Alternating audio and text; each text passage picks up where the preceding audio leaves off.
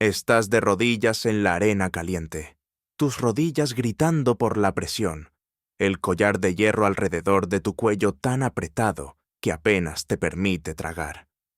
Una cadena te une a otras 11 mujeres.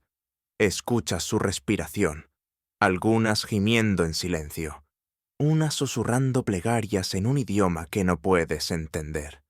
Una sombra cae sobre ti, ofreciendo un breve alivio del calor implacable del sol, y luego unas manos ásperas sujetan tu mandíbula, obligándote a abrir la boca, presionando contra tus dientes, encías y la parte posterior de tu garganta.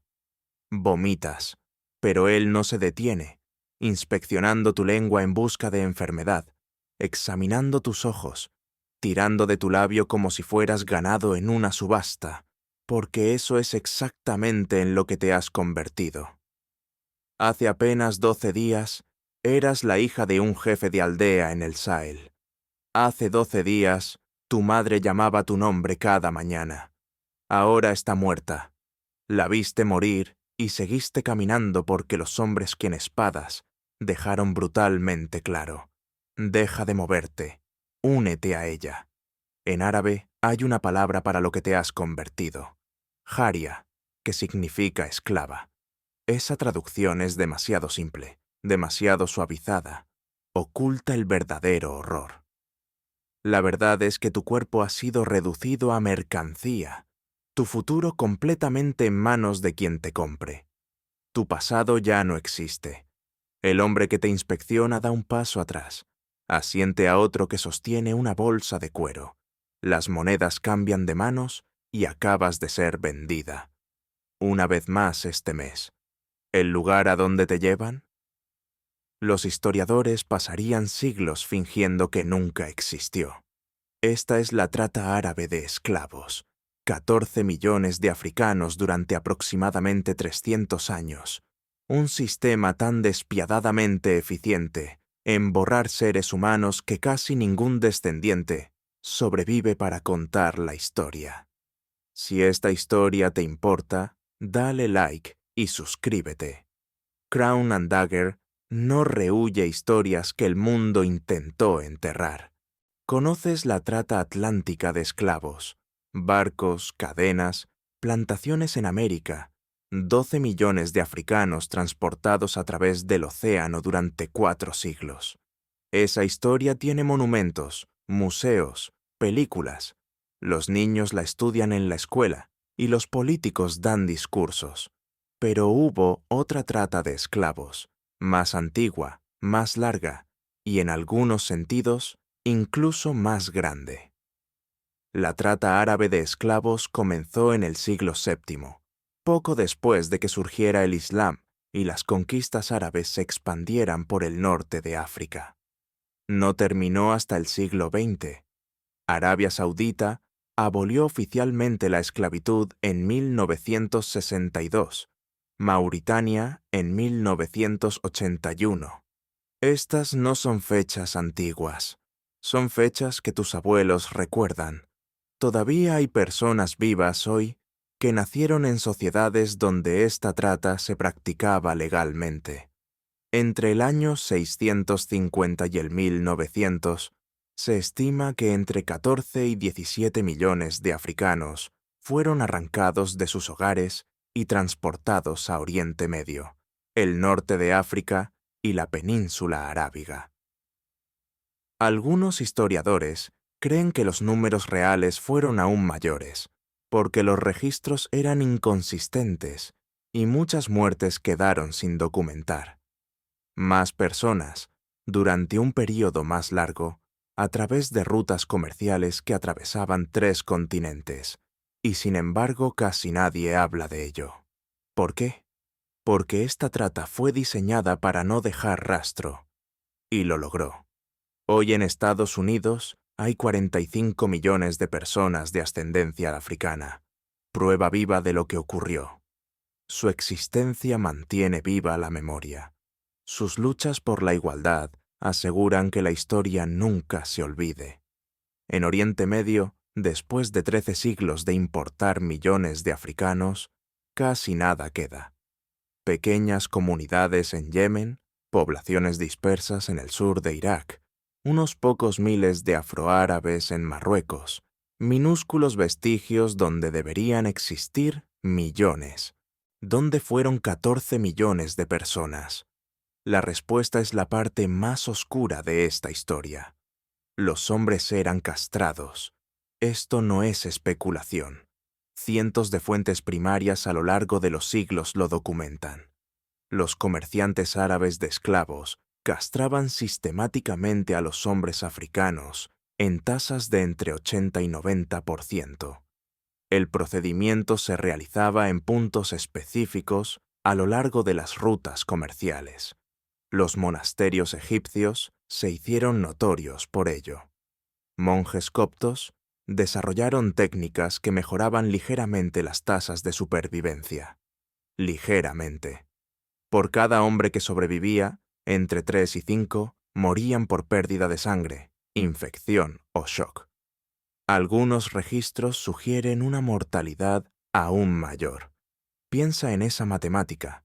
Si un comerciante necesitaba 100 eunucos vivos para el mercado, podría comenzar con 4 o 500 hombres. El resto moría gritando en la arena. La economía era brutal, pero calculada. Los esclavos castrados no podían reproducirse, no podían formar familias, no podían crear comunidades que pudieran volverse lo suficientemente fuertes para resistir. No podían dejar descendientes que algún día exigieran libertad.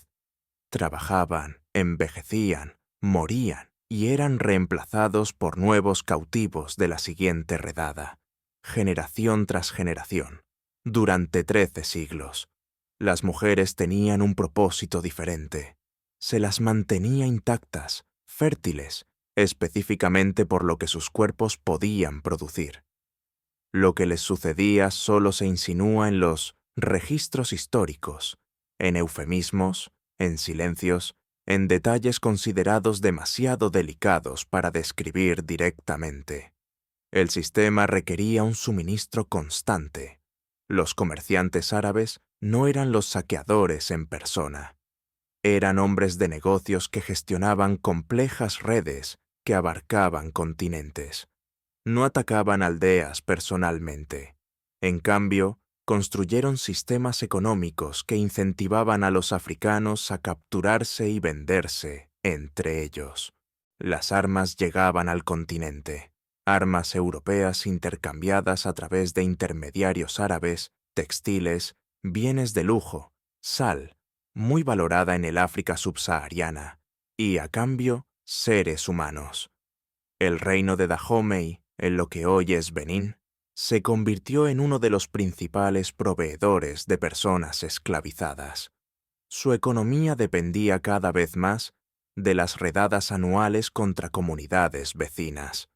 Mientras tanto, el sultanato de Zanzíbar controlaba las rutas comerciales del este de África. El sultanato Fung en Sudán dominaba el corredor del Nilo, mientras que diversos grupos tuareg supervisaban las rutas transsaharianas. Los reinos africanos hacían la guerra a sus vecinos no por tierras ni recursos, sino por mercancía humana. Los capturados eran marchados hasta puntos de recolección y luego vendidos a comerciantes árabes. El ciclo se alimentaba a sí mismo sin fin. Más armas conducían a redadas más exitosas. Más redadas producían más cautivos. Más cautivos aumentaban el poder adquisitivo. Mayor poder adquisitivo significaba más armas. Era una máquina que se alimentaba del sufrimiento humano y se fortalecía con cada vida que consumía. Las aldeas eran atacadas al amanecer, cuando la resistencia era más débil. Los guerreros rodeaban los asentamientos mientras la gente aún dormía. Los ataques eran rápidos y abrumadores. Los hombres que resistían eran asesinados en el acto. Los que se rendían eran evaluados de inmediato. La edad, la salud y la fuerza determinaban su destino. Los hombres jóvenes y fuertes eran apartados para la castración y venta. Los hombres mayores, de poco valor comercial, A menudo eran asesinados donde estaban, pero las mujeres eran tratadas según criterios totalmente diferentes. Los comerciantes las evaluaban con objetivos muy específicos en mente. La edad desempeñaba un papel crítico. Las niñas demasiado jóvenes requerían años de alimentación antes de ser útiles. Las mujeres demasiado mayores tenían un valor reducido. El rango óptimo era aproximadamente de 13 a 25 años, suficientemente mayores para sobrevivir al duro viaje que les esperaba, suficientemente jóvenes para permanecer fértiles durante décadas. La apariencia física influía dramáticamente en el precio. Los mercados árabes tenían preferencias precisas que los comerciantes experimentados conocían bien. Ciertos tipos de cuerpo, rasgos faciales particulares. Las preferencias variaban según el mercado. Las mujeres etíopes obtenían consistentemente precios premium en casi todos los mercados. Sus rasgos se consideraban especialmente deseables. Podían venderse por 2 o 3 veces lo que costaban mujeres de otras regiones. Las mujeres que cumplían estos estándares eran separadas de inmediato. Recibían un trato marginalmente mejor durante el transporte. No por compasión, nunca por compasión. La mercancía dañada se vendía más barata. Proteger la inversión tenía sentido económico. Las familias eran separadas en los sitios de captura o en los puntos de recolección. Madres arrancadas de sus hijos, maridos separados de sus esposas, hermanas separadas de sus hermanos, lazos construidos durante toda una vida destruidos en instantes, sin esperanza de reunión. Exploradores y misioneros europeos que presenciaron estas separaciones documentaron escenas de un dolor inimaginable, gritos, abrazos desesperados mientras las familias intentaban aferrarse unos segundos más. Los momentos finales antes de que se apretaran las cadenas, antes de que personas que se habían amado toda su vida fueran arrastradas y separadas, sin volver a encontrarse, sin saber jamás qué habría sido de los demás. Un misionero escribió que los sonidos lo atormentaron en sus sueños durante años, que todavía podía escuchar a las madres llamando a sus hijos décadas después. No importaba lo lejos que viajara, ni cuánto tiempo pasara, los gritos lo seguían. Esos llantos resonaron a lo largo de África durante 13 siglos, en gran parte ignorados por el resto del mundo. Luego vino el Sahara. Las rutas transsaharianas se medían no en millas, sino en muerte. Imagina la distancia de Nueva York a Denver. Ahora imagina recorrerla encadenado, con casi nada de agua, bajo un sol capaz de matar. Desde los puntos de recolección en África subsahariana hasta los grandes mercados del norte de África.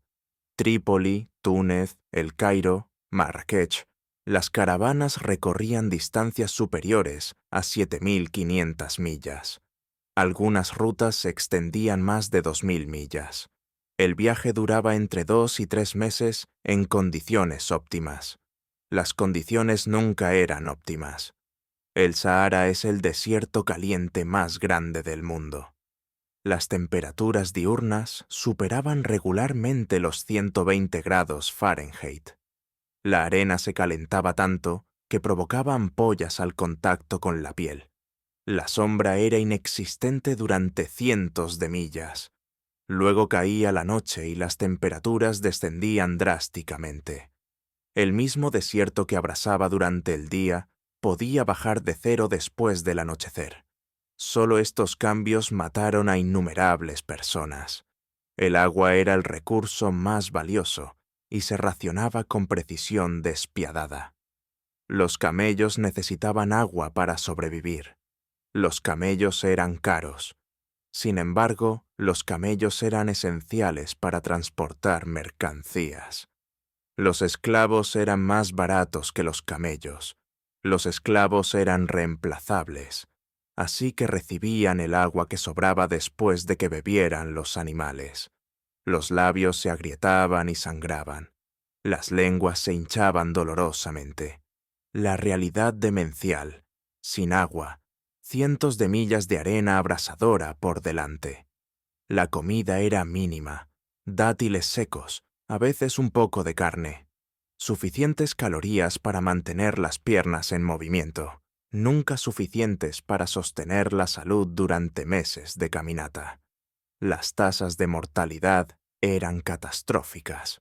Los historiadores estiman que entre el 20 y el 30% de los esclavos morían durante los cruces del Sahara. Algunas caravanas perdieron la mitad de su carga humana. Existen relatos de caravanas que llegaron con más del 60% de pérdidas. Los que colapsaban eran abandonados donde caían. Detenerse a enterrar cuerpos ralentizaría la caravana. Pararse a ayudar a los moribundos podía significar perder a los vivos. La economía no permitía compasión. La gente era abandonada viva, demasiado débil para continuar, dejada sentada en la arena mientras la caravana seguía, esperando morir. Así, las rutas quedaron marcadas por huesos. Heinrich Barth, un explorador alemán que cruzó el Sahara en la década de 1850, registró lo que presenció. Los caminos estaban literalmente llenos de esqueletos humanos. En algunos valles, los huesos eran tan densos que apenas se podía evitar pisarlos. Cráneos blanqueados por el sol, cajas torácicas medio enterradas en la arena que se desplazaba. No se trataba de esqueletos antiguos. Eran adiciones recientes, cuerpos frescos a lo largo de senderos que habían acumulado restos humanos durante más de 1000 años. René Caillet registró horrores similares a lo largo de las rutas occidentales. Describió valles que, a la distancia, parecían blancos. No por la arena, sino por la cantidad incontable de huesos. Gustav Nachtigal relató haber pasado por regiones donde los cráneos y restos óseos hacían que la arena se sintiera casi como pavimento bajo los pies. Cientos de miles de personas, quizás incluso millones, durante 13 siglos. Sus huesos esparcidos por el desierto más grande de la tierra, marcando los mismos caminos que los habían devorado. Testigos silenciosos de un comercio que el mundo ignoró en gran medida. Para las mujeres que sobrevivieron, que de alguna manera soportaron un calor insoportable, noches heladas, sed y hambre, llegar a un puerto del norte de África significaba solo que la amenaza inmediata de muerte se había detenido. Pero la supervivencia tenía un precio alto. Muchas llegaban rotas de maneras que no eran visibles a simple vista. Sus cuerpos habían soportado el viaje, sus espíritus no. Su sufrimiento estaba lejos de terminar. Solo había comenzado a transformarse en otra cosa. Los mercados de esclavos del mundo árabe eran instituciones antiguas, perfeccionadas a lo largo de los siglos en operaciones de despiadada eficiencia. Para cuando los observadores europeos comenzaron a documentarlos, el mercado de El Cairo llevaba funcionando ininterrumpidamente más de 1000 años. Generaciones de comerciantes habían perfeccionado las prácticas, los precios y las técnicas de evaluación.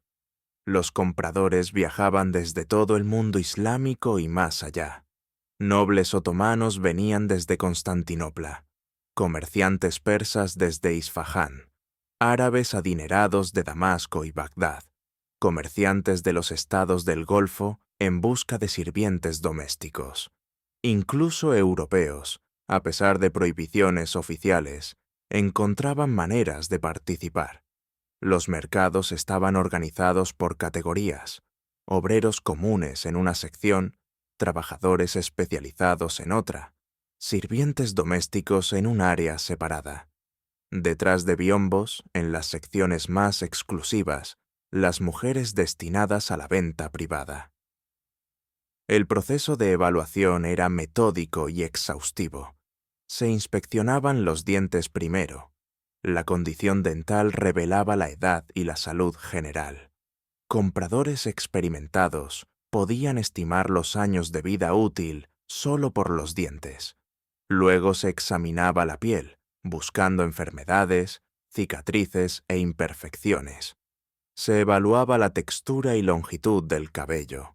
Después, el resto del cuerpo. Los compradores que pagaban precios altos exigían inspección exhaustiva. Estos exámenes eran íntimos, invasivos, realizados con el desapego de un carnicero evaluando ganado. Los viajeros europeos registraron relatos tan gráficos que los editores a menudo los censuraban. Un observador británico en la década de 1830 escribió que los compradores las examinaban como un jinete examina una yegua, con fría calculación y total ausencia de empatía. Los precios variaban según origen, apariencia y rol previsto. Las mujeres comunes se vendían por sumas modestas. Aquellas con rasgos deseables alcanzaban precios mucho más altos. Jóvenes vírgenes de regiones preferidas podían venderse por el equivalente a varios años de salario. Los precios más altos se pagaban de manera privada, a través de agentes que representaban a los hogares más adinerados. Zanzíbar se convirtió en el mercado de esclavos más grande del mundo, del Océano Índico. En su apogeo, hasta 50.000 esclavos pasaban por allí cada año. Toda la economía de la isla giraba en torno a la mercancía humana. David Livingstone presenció el comercio de primera mano. Sus relatos ayudaron a impulsar los esfuerzos abolicionistas británicos. Lo que vio lo afectó profundamente. Escribió: «Exagerar sus males es simplemente imposible. El tema no admite exageración. Las escenas que he visto son tan repugnantes que constantemente intento desterrarlas de la memoria». El mercado operaba abiertamente hasta 1873, cuando la presión británica obligó a su cierre. El sultán firmó un tratado. Oficialmente, las subastas terminaron, pero el comercio continuó clandestinamente durante décadas. Los barcos navegaban de noche. Los tratos ocurrían en lugares secretos. La demanda era demasiado fuerte, las ganancias demasiado inmensas. Donde existe demanda, la oferta encuentra un camino. ¿A dónde iban estas mujeres después de ser vendidas? Dependía completamente de los compradores y sus propósitos.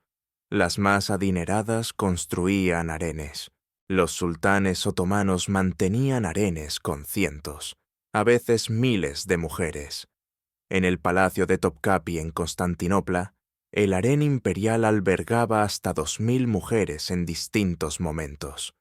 Nobles menores y gobernadores provinciales mantenían harenes más pequeños proporcionales a su riqueza. Incluso comerciantes de riqueza moderada podían poseer varias mujeres para fines domésticos y personales. El harén era más complejo de lo que implica la palabra hoy. No se trataba solo de gratificación sexual. Era una institución política donde las mujeres competían por influencia. Dar a luz a un hijo de un hombre poderoso podía cambiarlo todo. La madre de un futuro sultán ejercía un poder inmenso. Las mujeres conspiraban, formaban alianzas, socavaban a rivales. El veneno era común. Las maniobras políticas tan sofisticadas como en la corte formal ocurrían detrás de los muros del harén. Para una mujer africana capturada, entrar en un harén significaba la eliminación sistemática de su antiguo yo. Se le daba un nuevo nombre. Se le prohibía su idioma. Su religión era reemplazada. Su pasado era obliterado y reescrito. Los entrenadores enseñaban nuevas costumbres, comportamientos, expectativas, cómo caminar, cómo servir, lo permitido y lo castigado. Eventualmente, no quedaba nada de su identidad original. La persona que su familia había amado desaparecía, reemplazada por alguien completamente moldeado para servir a sus dueños. Algunas mujeres navegaron con éxito este sistema. Unas pocas, muy raras, incluso alcanzaron poder real. La sultana Kösem moldeó la política otomana durante décadas. Comenzó su vida como esclava, capturada de una pequeña aldea griega. La sultana Hürrem se convirtió en la esposa legal de Suleimán el Magnífico, un logro casi inimaginable para una antigua esclava. Pero estos eran casos excepcionales, extraordinarios, razón por la cual la historia recuerda sus nombres con tanta precisión. Eran tan inusuales. Por cada Kösem, miles vivieron y murieron en el anonimato, usadas hasta que dejaron de tener valor y luego desechadas.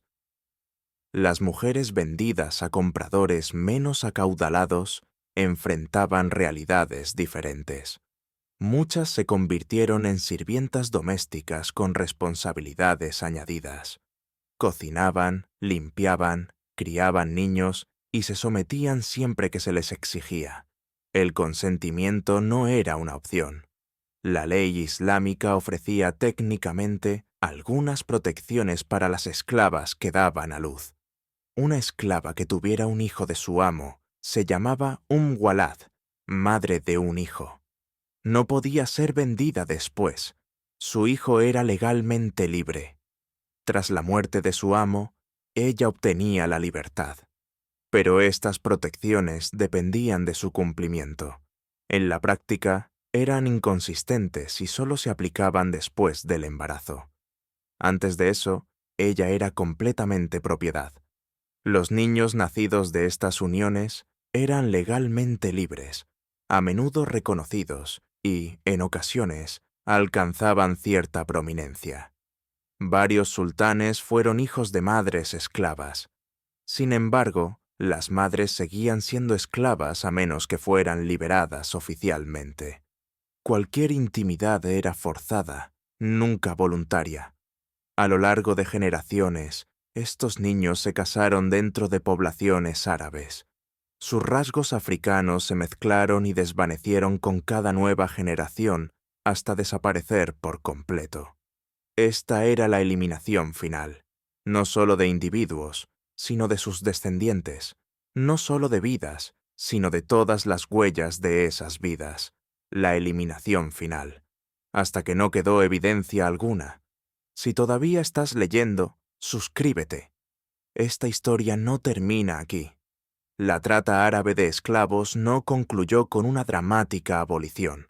No hubo una proclamación de emancipación. No hubo guerra civil por ella. No hubo un momento en que el mundo declarara colectivamente que había terminado. En cambio, se fue desvaneciendo, lenta a regañadientes, impulsada por presión externa más que por un despertar moral interno.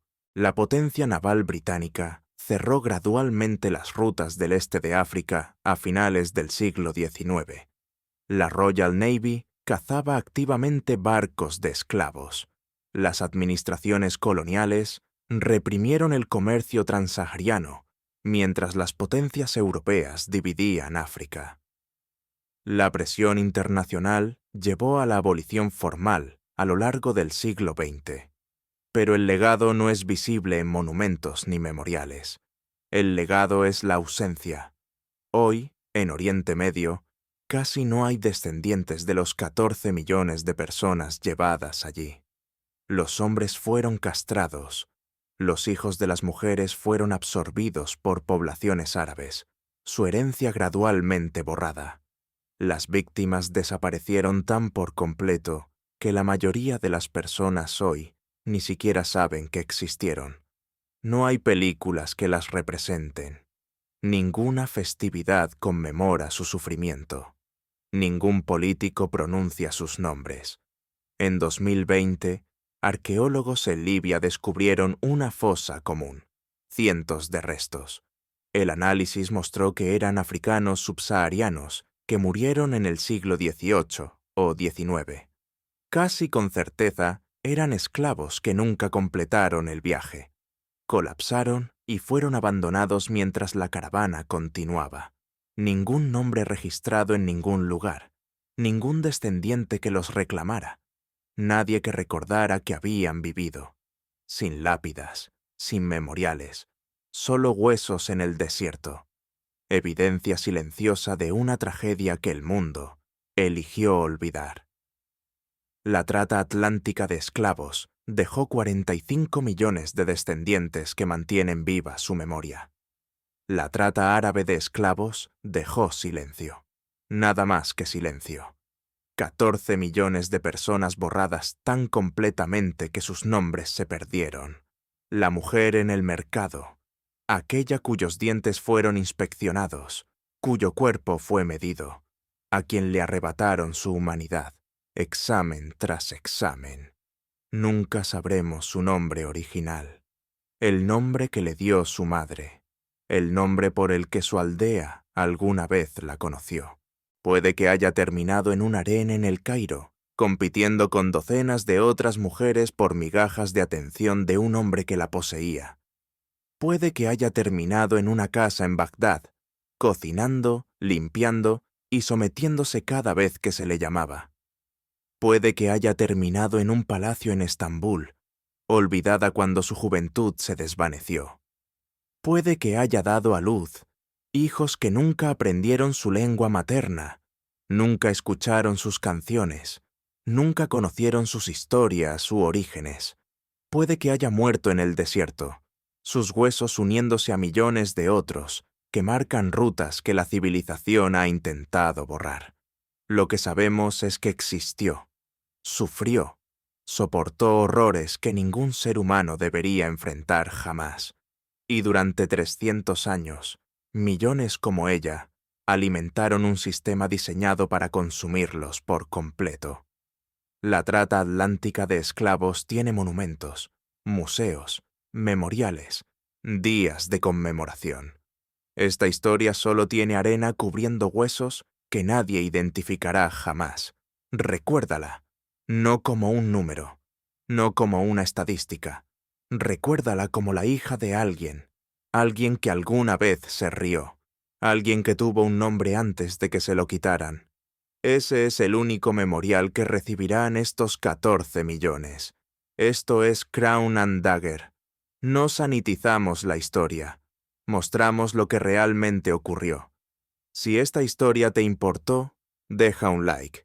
Suscríbete si aún no lo has hecho. Y cuéntanos en los comentarios, ¿qué otras historias enterradas deberíamos descubrir a continuación?